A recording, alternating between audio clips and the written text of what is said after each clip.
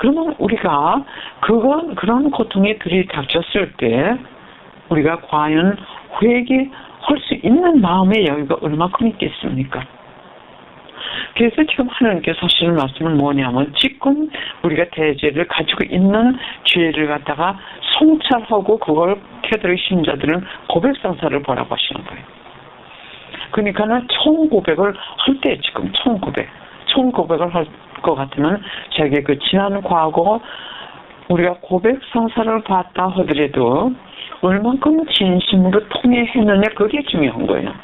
통회 없이 고백성사를 봤을 것 같으면은 그 고백성사의 효과가 약 10% 아니 같으면 15%밖에 없을 수 있어요.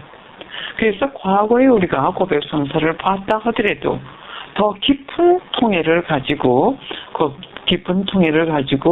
우리 죄를 갖다가 걔들의 신자들은 고백성사를 통해 가지고 고백하라고 하셔요. 지금 그 전에 경고의 때가 오기 전에 지금 중요한 메시지가 그거예요.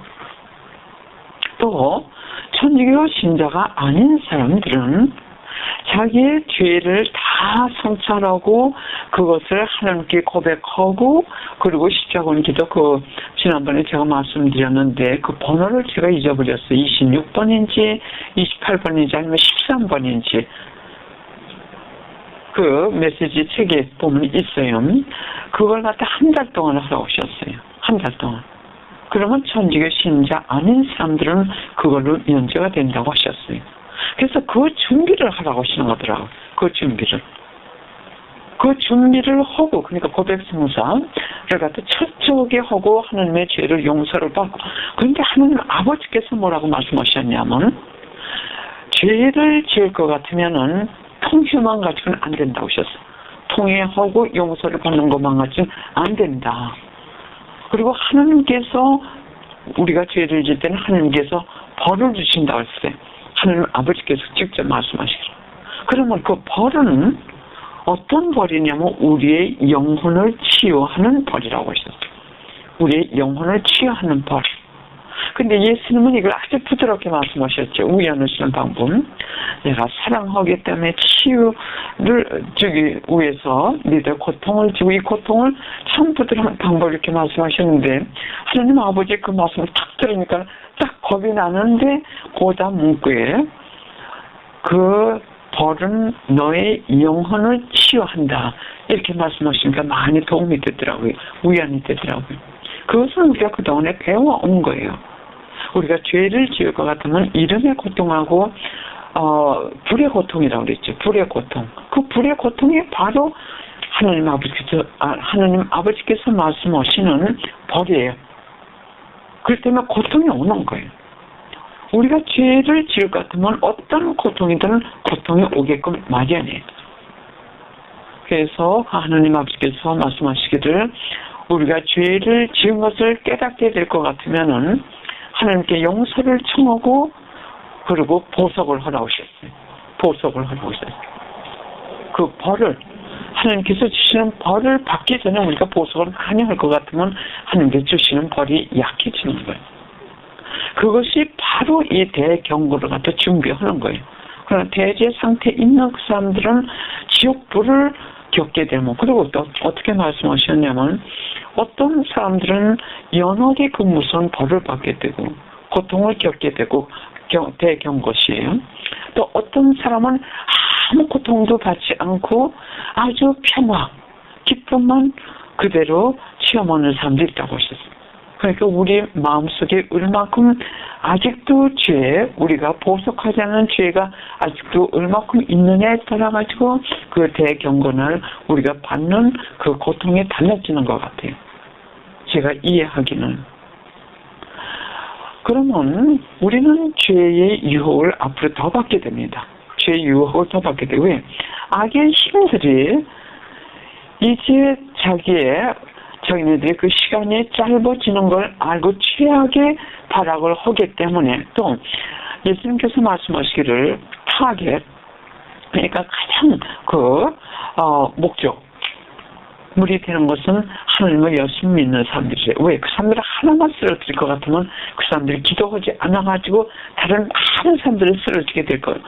그 어떤 많은 그 사람들의 기도에 달려있는 많은 영혼들이 죽게 되기 때문에 우리에게는 더 큰 유혹과 공격이 더 심해지는 거예요. 그래서 이 십자군 기도를 그래서 더 주신 거예요. 그래서 그 기도를 할 때 여기 보호기도 그 내용을 한번 묵상해 보세요. 아, 이렇게 성부께서 고통을 당하셨구나. 그래서 지금은 크루셜 포인트, 아주 참 결정적인 시기, 우리가 어떻게 기도하냐에 따라 가지고 우리뿐만이 아니라 우리 애들들도 그렇고. 그러면 제가 묵상을 해봤습니다. 어떻게 묵상을 해봤냐면 이 유혹자들은 40가지 이상의 방법으로 우리를 유혹을 하기 때문에 우리가 앞으로 유혹을 덜 받으면서 죄를 덜 보험하면서 이 경고의 날을 준비하면서 무장하면서 살 수 있는 방법이 무엇일까? 그래서 제가 몇 가지 여기 좀 적어봤습니다. 근데 여기서 이걸 말씀드리기 전에 우선 우리가 집중적으로 이런 죄들이 우리 안에 있는지 성찰해야 될 죄들은 사랑을 어기는 죄들, 사랑은 제1계명이면서 제2계명이죠. 또 겸손을 어기는 죄들, 이것이 우리의 생활이나 우리 영혼 안에 있는지 이걸 성찰하고 이거에 집중적으로 우리가 회개 작업을 할 것 같으면은 다른 악들은 많이 함께 쓰러지게 됩니다. 왜냐하면 겸손의 적은 교만이에요. 그러면 교만은 모든 죄가 교만에 싸웁니다. 제가 이걸 묵상하면서 무슨 생각이 나냐면 옛날에 그 감자밭에 갈 것 같으면 감자를 이렇게 뽑을 것 같으면은 작은 감자들이 중중중 꼭 포도송이 모양으로 이렇게 달린 그걸 본 기억이 나요. 그럼 우리가 집중적으로 우리 안에 겸손이 있는지 없는지 그걸 성찰하기 위해서 우리가 지금 겸손한지 아닌지 이걸 성찰하기 위해서는 겸손에 반대되는 죄들이 있는지 없는지 그걸 볼 것 같으면은 우리가 겸손한지 아닌지 그걸 분별할 수 있어요. 근데 이 죄들은 모두 숨어 있기 때문에 안 보일 때가 많아요. 그래서 겸손의 행위를 자꾸 할 것 같으면은 이 모든 죄를 이 감자 아니면 포도송이 모양으로 모든 죄를 품고 있는 이 교만의 죄들이 많이 약해지고 죽어지기 때문에 우리 영혼 안에 많이 겸손해지게 돼요. 그 다음에 사랑을 우리가 행위를 할 것 같으면 계속해서 사랑의 행위를 할 것 같으면은 많은 덕이 우리 영혼 안에서 계속 자리를 잡게 되니까 강해지게 돼요. 우리가 강해지게 되니까 모든 악의 유혹의 힘 이렇게 저항할 수 있습니다. 그러면 이 겸손을 어기는 죄를 제가 잠깐 읽어드리겠어요.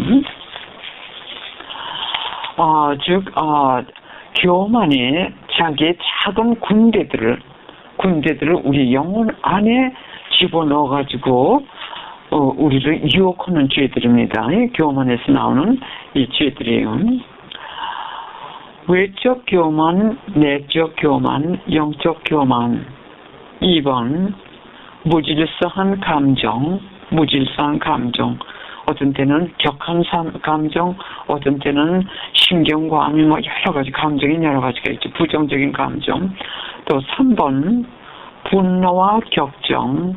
4번은 감정이나 신경과민. 이 감정이나 신경과민 때문에 범하는 죄들이 지금 많은 것 같아요. 반 이상인 것 같아요. 특히 젊은 사람들, 왜냐하면 신경들이 다 예민하죠. 사회생활을 하다 보면. 그러면 악의 힘은 감정이나 이 신경을 갖다 과민케 해가지고 그 사람들에게 아주 인색하게 만들어요. 인색하게. 10가지 방법으로 인색하게. 시간의 인색함. 시간을 남한테 주지 않으려고 해요. 그러면 그 시간을 누가 조금이라도 뺏으려고 하면 여기 신경이 더 곤두서가지고 결국 격정으로 터져버리는 거예요. 그래서 죄를 보험하게 되는 거예요. 모든 것에 대해서 인색하게 돼요. 감정의 인색함. 그걸 그대로 내 감정을 조금 이렇게 누르면 되는데 감정 있는 대로 폭발시켜 버리는 거예요. 왜? 신경과민, 감정과민이기 때문에. 물질에 대한 감정은 도리어 요즘에 그 큰 도움은 아닌 것 같아요. 근데 일반적으로 대부분의 젊은 사람들이나 사회 생활을 하는 사람들, 이런 사람들에게 이 감정에 과민하고 신경에 예민, 이거를 통해 가지고 많은 유혹을 받게 되는 것 같아요. 그래서 저도 그래요. 저도 좀 피로하다든지 또는 잠을 좀 덜 잤다든지 할 때는 참을성이 약해져요. 만사의 참을성이 약해져요. 너그러움도 없어지게 되고. 그래서 그때는 만사를 제쳐놓고 가서 잡니다. 가서 쉽니다. 무조건 좀 우선 육체, 정신 이걸 갖다 완전히 이완시키기 위해서 좀 잔다든지 쉰다든지 뭐 할 일이 있다더라도 좀 제쳐놓고 좀 이 과민성을 이완시킵니다. 그러지 않 같으면 악의 힘의 선의 행위로, 선의 형태로 지금 많은 사람들을 아주 그냥 포도송이 끌고 가듯이 끌고 가는 게 바로 저예요. 신경 또는 감정의 과민을 통해 가지고 하는 행위들. 그 다음에 5번 거만, 6번은 하나님을 불신함, 7번은 자의심, 8번 무책임한 무관심. 내가 해야 되는데 그냥 관심 없이 지내는 거 있죠. 어떤 사람이 내 도움이 꼭 필요해요.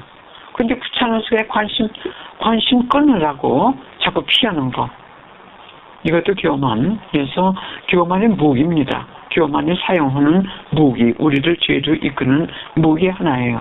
그 다음에 완고한 고집, 오만, 경솔한 판단, 자만, 잘난 체함, 자부, 억측, 아는 척함, 허영, 허세, 다른 이들로부터 존경받고자 또는 인정받고자 함.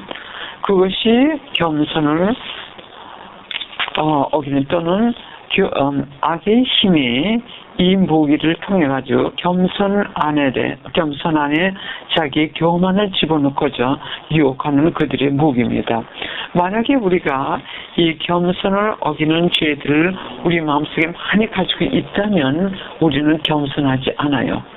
우리가 겸손한 것 같지만서도 아직도 우리 안에 교만의 뿌리들이 있다는 겁니다. 그래서 이런 경우에는 이런 교만의 잔 뿌리들은 보통게 우리가 볼 수가 없어요. 어떤 특수한 경우에 어떤 사람이 내 신경을 예민하게 한다든지 또는 감정을 거스른다든지 그때 그 정체가 드러납니다. 그래서 어떤 때 하나님께서 우리에게 고통을 허락하신다든지 어려운 환경을 허락하신다든지 하는 것은 우리 자신의 성찰할 수 있는 그런 기회를 허락하시는 경우가 있습니다. 그 다음에 사랑을 어기는 죄. 이 사랑은 우리가 늘 배웠듯이 우리가 만 가지 행위, 아무리 영적인 행위, 덕행을 한다 하더라도 그게 우리가 하나님께 대한 사랑이나 또는 이웃에 대한 사랑, 이웃에 대한 사랑은 하나님께 대한 사랑을 가지고 또는 하나님의 원인에 대해서 이웃을 사랑하는 그것이 없으면 이것은 천상 또는 영생에 아무 도움이 안 된다고 하셨어요. 영생에 아무 도움이 안 돼. 만약에 우리가 이런 사랑이 없이 그냥 한 그런 행위는 이 세상에서 보답을 해 주십니다. 그러나 우리의 영생과는 아무 득이 안 된다고 하셨어요.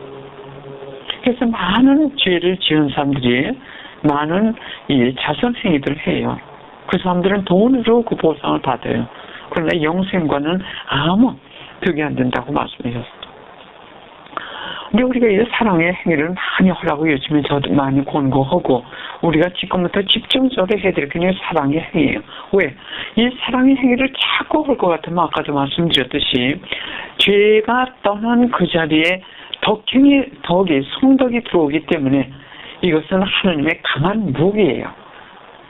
성령께서는 이 성덕을 이용하셔가지고 우리 영혼을 거룩하게 만드시는 거예요. 우리가 이 성덕이 우리 영혼 안에 없으면 성령께서 우리를 거룩하게 만드실 수 없어요. 그래서 이 성덕은 아주 강한 하나님의 무기입니다. 그래서 이 하나님의 무기를 자꾸 우리 안에 넣을 것 같으면은 우리는 어떤 유혹이나 어려움 가운데서도 꿋꿋하게 밀고 나갈 수 있어요. 근데 여기서 우리가 준비가 있어야 됩니다. 이 사랑의 행위할 때. 저는 이 사랑의 행위를 시작할 때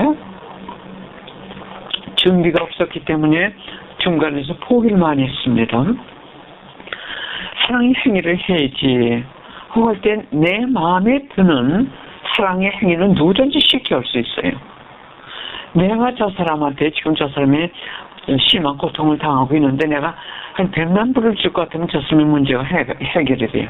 그러면 내가 있는 데 덥석 갖다 주는 거, 이게 사랑의 행위가 아니에요. 그건 자기 감정의 충족. 네? 여기에 우리가 있어야 될 건 뭐냐면 하나님께 대한 사랑은 거기에 물론저 들어가야 되죠. 근데 여기에 꼭 두 가지가 들어가야 될 게 있어요. 그건 뭐냐면 희생과 투쟁이 있어야 돼요. 그래 그 사랑의 가치가 참된 가치를 갖게 되는 거예요. 희생은 어떤 희생이냐? 자기를 꺾는 희생이 들어가야 됩니다. 그리고 투쟁이 있어야 돼요. 그 투쟁은 뭐냐? 자아와 투쟁을 하는 거예요. 그냥 자아 투쟁 없이 내 있는 돈 갖다 주는 거, 이거는 큰 가치가 없어요.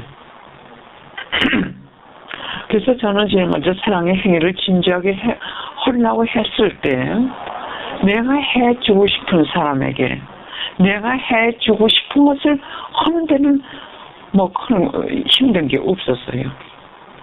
근데 제일 먼저 초창기에는 저도 아직까지 초창기 초보자지만서도 그때 어떻게 생각을 했냐면 내가 저 사람에게 도움을 줬기 때문에 나는 그런 성덕 행위를 했다. 이렇게 착각을 했었습니다. 그러나 거기에서 교만이 생기게 돼요. 나는 다른 사람들보다도 선행을 많이 하고 있구나. 그래서 하나님께서 나와 더 가까이 계시다. 이런 엉뚱한 억측, 망상을 통해 가지고 교만이 들어오게 됐었습니다. 그 다음 얼마 동안 좀 쉬었어요. 왜? 힘에 겨워가지고 할 수가 없더라고요. 사랑의 행위를 하려고 하다 보면 도리어 제가 죄를 짓게 되더라고요. 왜? 분노하게 되고 어떤 때는 감정으로 그 이겨내지 못하고 좋은 일을 기껏 하고 나가지고 그 사람에게 화풀이를 하고 어떤 이건 아니다. 그리고 얼마 동안 쉬었습니다. 그리고 그 다음에 깨닫게 해주신 게 뭐냐면 사랑의 행위. 누구를 진심으로 사랑하는 데는 사랑의 행위가 꼭 있어야 되고 사랑의 행위를 하기 위해서는 꼭 내 희생이 있어야 되는구나. 내 희생이 꼭 있어야 되는구나. 나는 희생 없이 다른 사람에게 사랑의 행위를 하려고 했기 때문에 거기에서 여러 가지 부작용으로 결국은 제가 죄를 지기까지 했던 겁니다. 그래서 우리가 사랑의 행위를 하려고 하기 전에 마음의 자세를 준비를 해야 돼요. 여기에는 희생이 가게 되는구나. 내가 있는 것을 뺏기기도 되고 내가 꼭 애지중지하는 걸 갖다가 줘야 되는 경우도 있고 내 시간을 뺏길 수도 있고 또 이 행위를 함으로써 도리어 내가 저 사람한테 나중에 배운 망덕을 당할 수도 있고 하는 여러 가지 희생을 여러분들이 우선 준비를 하셔야 돼요. 이런 것이 있을 것이다. 그러나 거기에는 내 자신을 꺾는 희생, 내 자애심이나 내 취향이나 내 의지나 내 상상이나 내 계획, 이것이 희생되는, 포기해야 되는 그 희생이 꼭 있게 될 것이다. 그걸 예측을 하고 사랑의 행위를 하니까는 훨씬 쉽더라고요. 그런 그 희생을 해야 될 때는 그것을 하나님께 봉헌을 하게 되더라고요. 하나님, 당신께 대한 사랑의 행위로 이것을 봉헌합니다. 그러니까 쉽더라고요. 근데 그 절차가 있더라고요. 그러면 그것이 아주 쉽게 될 것 같으면 그건 성인이나 마찬가지. 초보자들은 투쟁이 있게 돼요. 왜 투쟁이 있게 되냐면 초보자들이 아무 투쟁 없이 나 자신과의 투쟁, 아무 그런 투쟁이 없이 그냥 줄 수 있다면 그건 뭔지 잘못된 거예요. 자기가 그냥 주고 싶은 걸 줬다든지 아니 같으면 자기가 너무 많아가 줬다든지 그 자선 행위할 때 우리 클래스에서 우리가 필요 없는 옷을 꺼내다가 주는 거 이건 자선 행위가 아니라고 어느 신부님이 말씀하시는 그 기억이 나요. 그런 자선 행위가 아니에요. 이건 희생과 내가 주기 싫은데 이거 주는 거. 그 나와의 그 전쟁이 있어야 돼. 왜 이것이 꼭 필요하냐? 예수님께서 말씀하시기를 이런 단계가 없이는 사랑의 행위를 할 수가 없다고 하셨어요. 사랑의 행위를 할 수 없다고 하셨어요. 왜 이 희생이 필요하냐면 여기에서 이 희생과 나 자신과 싸우는 그 과정에서 많은 덕들이 성장한답니다. 많은 덕들이 성장한대요. 그래서 이 사랑의 행위를 할 때는 많은 덕들이 요구되기 때문에 이것이 가장 완전한 행위, 사랑의 행위. 예? 얼마나 중요한 겁니까? 이 희생과 자포기, 투쟁 그 안에서 여러 가지 성덕이 성장한다는 것. 이 너그러움의 성장이 여러 가지. 그리고 특히 영혼을 겸손하게 한다고 하십니다. 영혼을 겸손하게 하신대. 그러면 모든 성덕과 겸손이 있을 것 같으면 그 다음에 성령께서 이것을 자료로 해가지고 영혼을 거룩하게 만드신대요. 예수님께서 정확하게 말씀하시기를 이 영혼을 거룩하게 하는 것은 성령이신데 성령께서는 그 영혼을 어떻게 거룩하게 하시냐면 그 영혼 안에 있는 성덕을 통해 가지고 그 성덕을 가지고 그 영혼을 거룩하게 한다고 하셨어요. 그러면 사랑의 행위를 하다 볼 것 같으면은 성덕이 많이 성장하게 되고 억지로라도 잘하게 되니까는 우리가 거룩하게 되는 겁니다. 그리고 이 겸손은 모든 영혼을 거룩하게 하는 모든 성덕의 엄마라고 그랬죠.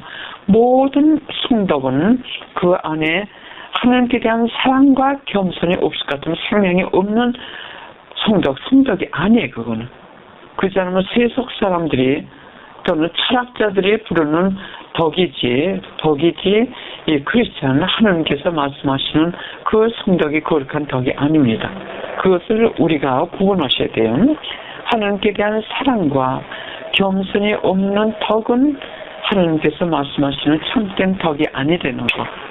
소크라테스나 아니 같으면 철학자들이 말하는 그 덕은 그런 사랑이나 아니면 겸손이 있을 필요가 없어요. 그러나 우리가 추구하는 것은 성덕입니다. 그래서 우리가 이 성덕을 지금부터 집중적으로 하면서 우리 영혼을 모든 유혹에서 보호하면서 예수님의 재림을 준비하는 이때에 여러분들에게 구체적으로 실현하시라고 권해드리고 싶은 것은 집착입니다. 집착. 여러분들이 지금 어느 것에 집착하고 계신지 이 집착은 여러 가지가 많아요. 그리고 여러분들이 사시면서 어떨 때 신경이 예민해진다든지 감정이 거스러진다든지 또 평화가 없어진다든지 불안해진다든지 할 것 같으면은 우선 성찰해 보세요. 내가 지금 무엇에 집착을 하고 있나? 지금 내가 불안한 이유가 뭔가? 내가 미래에 대한 걱정에 대한 집착인가? 물질에 대한 집착인가? 근심에 대한 집착인가? 또 어떤 때 이유 없이 뭔지 신경이 자꾸 건드려질 때 그게 원인이 있을 겁니다. 아까 제가 말씀드렸듯이 나는 그 조그만 그 정원에 대한 그 집착 때문에 그래도 그 원인을 내가 알았기 때문에 빨리 그걸 처리할 수 있었어요. 그것에 대한 집착을 빨리 끊으려고 애를 썼기 때문에 큰 여러 가지 그 어려움이 와도 정원을 통해서 쉽게 하나님께 보응할 수 있었어요. 여기는 꼭 집착이에요. 그래서 이 집착을 제가 조금 생각을 해가지고 적어봤어요. 1번 물질에 대한 집착, 2번 자신의 고정관념과 습관에 대한 집착. 지금 이 시대에 신경이 예민한 사람들을 갖다가 유혹할 수 있는 방법의 하나가 이거예요. 자신의 고정된 관념이나 습관 또는 생활 스타일. 제가 제일 먼저 우리 집에서 기도회를 시작했을 때 얼마나 제가 힘들었는지 몰라요.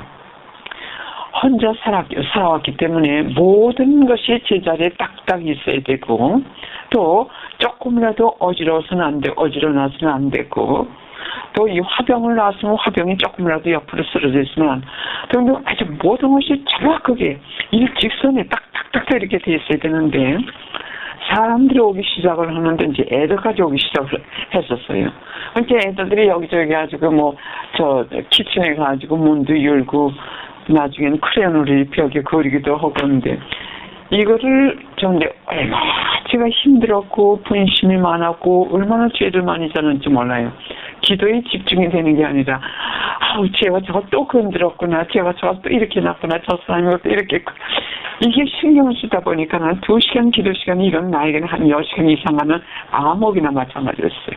이것이 1년 지내고 2년 지내고, 그래서 지금 많이 이것이 집착에서 내 자신의 해방이 되니까는 죄질 기회도 덜하고 이제는 마음에 아주 많은데 이렇게 적응을 하기가 쉽더라고요.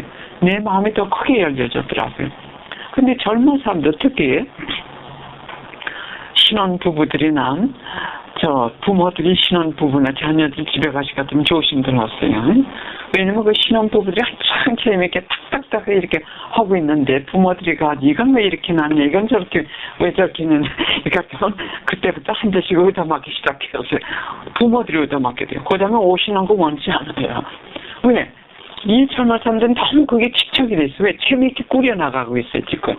재밌게 꾸려나가고 있는데 거기에 대한 집착이 지금 한참 강한데 이걸 조금이라도 건지려고 할 것 같으면 너무 인색한 상태에 있기 때문에 그 젊은 사람들이 아직 자기네 그 생활 스타일을 누가 조금이라도 건드리려고 할 것 같으면 이건 이 사람들이 신경을 갖다가 억눌 수 있는 여유가 없어요.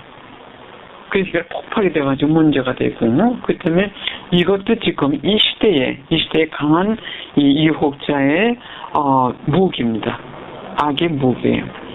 3번, 자신의 감정이나 판단에 대한 집착. 이것도 또 부모들이 조심을 할 거예요.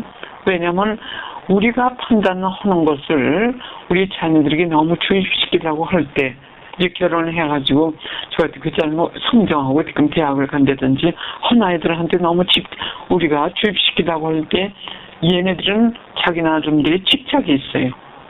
자기가 살아온 그 집착, 자기네들의 고정관념에 대한 집착, 이렇게 모든 것이 집착되어 있는데 이것을 자꾸 건드리려고 하니까 얘네들이 더 예민해져가지고 이것이 나중에 감정의 과민 해가지고 폭발이 돼가지고 서로 부딪히고 여기서 적개심이 생기고 이것도 역시 악의 힘. 또 4번은 자기 생활 스타일에 대한 집착. 저 자신이 여기에 많이 적응되는데 지금 많이 달라졌지만서도 자기 나름대로의 그 생활의 스타일이 있다고요. 그러면 그걸 더 우리가 지적을 해가지고 이렇게 얘기하는 거, 다른 사람들은 지금 그게 완전히 집착되어 있기 때문에 그 사람들에게 그것을 받아들일 수 있는 여유가 없는 경우가 많아요. 그래서 여기서 또 마찰이 생길 수가 있어요. 그 다음에 5번 자신의 시간과 희생에 대한 집착. 자신에 대한 그 시간표대로 이렇게 완전히 하려고 하는 사람들한테 이게 더 큰 유혹이 되고 있어요.